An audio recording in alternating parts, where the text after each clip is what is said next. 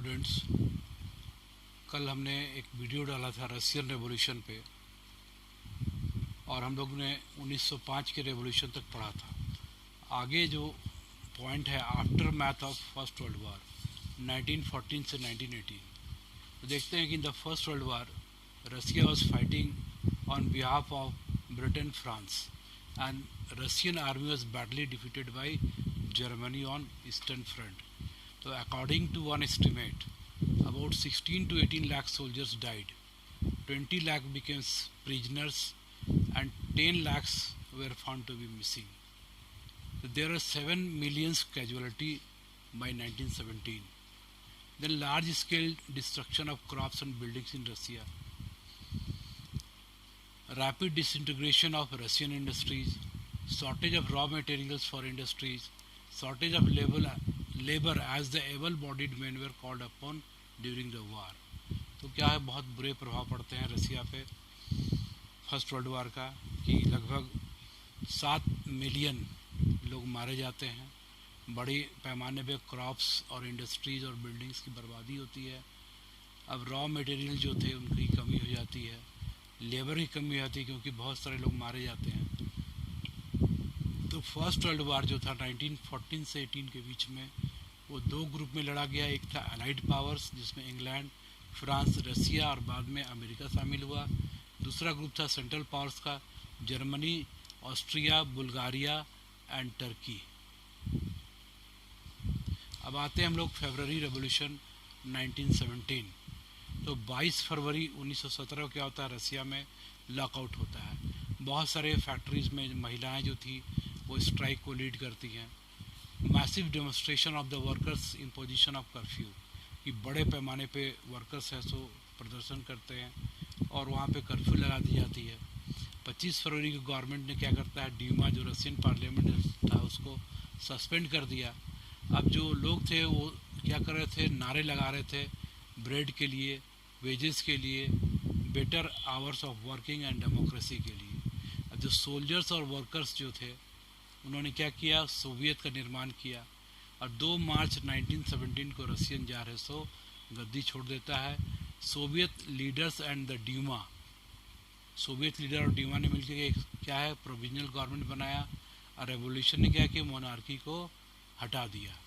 अब क्या आता है, ये जो प्रोविजनल गवर्नमेंट जो थे क्या क्या किया, इसने फ्रीडम ऑफ स्पीच दिया, freedom of press and religion दिया, फिर declaration for the formation of new constituent assembly. ये रसिया में क्या है कि एक नई कॉन्स्टिट्यूएंट असेंबली बनेगी जो कि रसिया के लिए एक नए संविधान का निर्माण करेगी। फिर कहा कि सारे पॉलिटिकल प्रिजनर्स को आज़ाद कर दिया जाएगा और एडल्ट फ्रेंचाइजेस लागू होगा। अब देखते हैं कि फरवरी रेवोल्यूशन के बाद क्या होता है।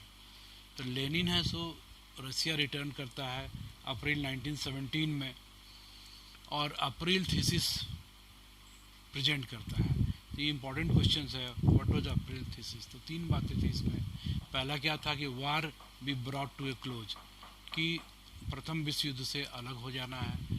फिर ज़मीन जो है उसको ट्रांसफ़र करना है, किसको, किसानों को, और बैंक्स जो है उनको नेशनलाइज कर देना है, राष्ट्रीयकरण करना है। अब ये जो प्रोविजनल गवर्नमेंट जो बनी उसकी क्या क्या कमियां थी। तो पहला क्या था कि जो कार्यकारी सरकार जो थी, काम चलाऊ सरकार जो थी, वो वार को फेवर कर रही थी और वो क्या कर रही। दूसरा पॉइंट है कि वो ज़मीन है सो किसानों के बीच वितरित नहीं कर रही थी। फिर क्या है कि इंडस्ट्रीज़ को नेशनलाइज नहीं कर रही थी। अब वर्कर्स के बीच में जो असंतोष था, डिसकॉन्टेंटमेंट था, वो बढ़ते जा रहा था। अब गवर्नमेंट ने क्या किया कि बोल्शेविक लीडर्स को, जिसके लीडर लेनिन थे, उनको गिरफ्तार करना शुरू किया। अब गवर्नमेंट क्या करती है, पॉपुलर जो डेमोन्स्ट्रेशन था बोल्शेविक्स का जुलाई 1917 में, उसको रिप्रेस करने का, दबाने का प्रयास किया। अब क्या होता है कि कंट्री साइड में, ग्रामीण क्षेत्रों में जो पीजेंट जो थे वो ऐसे ज़मीन को किसानों के बीच बांटने की मांग कर रही थी। वो क्या करते हैं, जुलाई से लेकर सितंबर 1917 के बीच में ज़मीन पे कब्जा कर लेते हैं, सीज कर लेते हैं। अब आता है अक्टूबर रेवोल्यूशन 1917।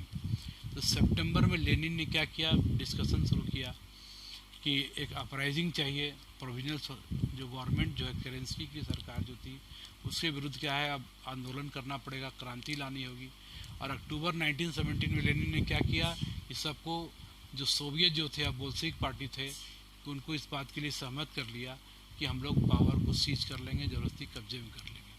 अब एक मिलिट्री रेवोल्यूशनरी कमेटी बनती है इस काम के लिए।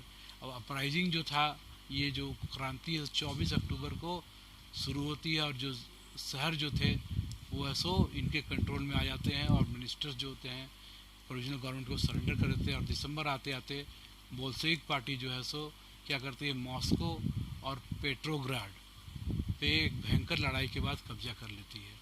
अब है सो बोल्शेविक सरकार ने क्या किया, सबसे पहले peace with Germany and withdraw from the war, की जर्मनी के साथ शांति समझौता कर लिया और है सो युद्ध से अलग हो जाते हैं। जितने भी रशियन कांग्रेस सोवियत थे वो सब है सो पार्लियामेंट बन जाते हैं। अब इंडस्ट्रीज़ को नेशनलाइज किया जाता है, सभी उद्योगों का राष्ट्रीयकरण होता है। फिर जो लैंडेड प्रॉपर्टी जो था लैंडलॉर्ड्स का, चर्च का, उसको ये लोग कब्जा कर लेते हैं। अब ये लोग सेंट्रलाइज केंद्रीकृत प्लानिंग शुरू करते हैं, और सोवियत सीक्रेट पुलिस चेका का है सो क्या होता है, निर्माण होता है। उसके बाद है सो सिविल वार है 1918 में, कि रसिया में गृह युद्ध शुरू हो जाता है। जो नॉन बोल्शेविक सोशलिस्ट जो थे, लिबरल्स थे और सपोर्टर ऑफ ऑटोक्रेसी थे, वो बोल्शेविक अपराइजिंग विद्रोह की निंदा करते हैं।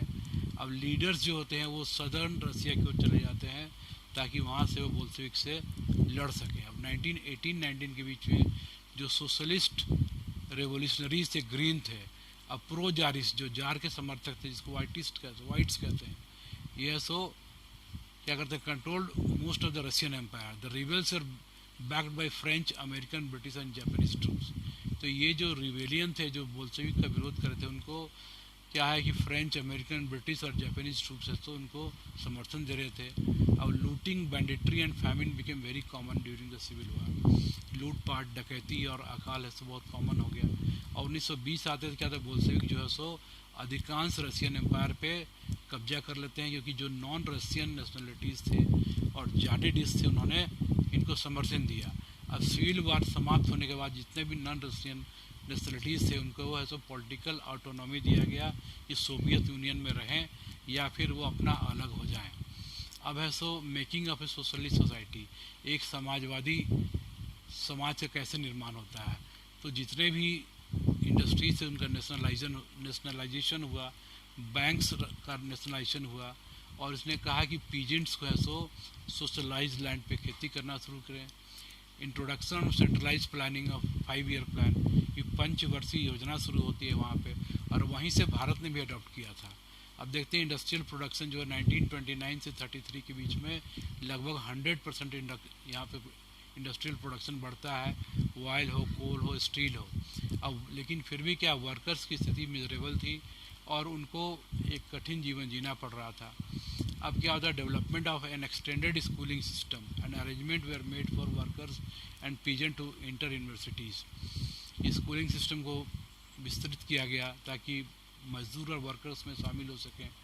अब क्रेचियस की स्थापना होती है फैक्ट्रीज़ में, जहाँ की महिलाओं के बच्चे हैं सो रह सके, जिसमें उनकी माएँ काम करती हैं।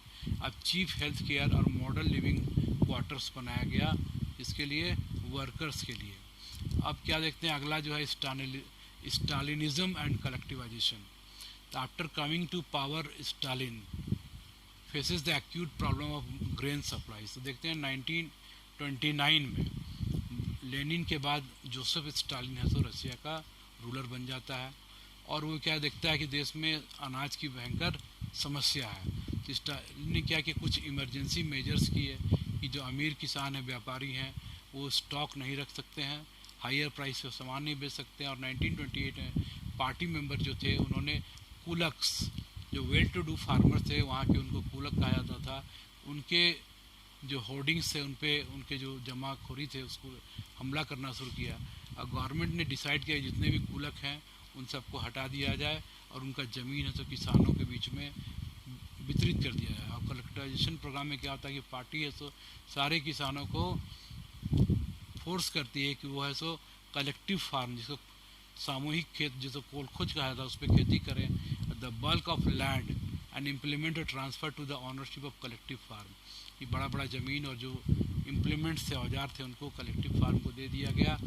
अब दो जो रिस्ट्रिक्ट कलेक्टिवेशन वेयर सीवियरली पनिश, जो कलेक्टिवाइजेशन जो था जो खेतों को कलेक्टिव बनाया गया उसका जो विरोध किया, उसको उन्होंने कठोरता से पनिश किया। ये जो प्रोग्राम था इसका क्या होता है, बैड इफ़ेक्ट होता है, फाइमिन्स होते हैं जहाँ की हज़ारों लोग हैं सो मारे जाते हैं। अब अगले वीडियो में बाकी जो हम लोग देखेंगे। धन्यवाद।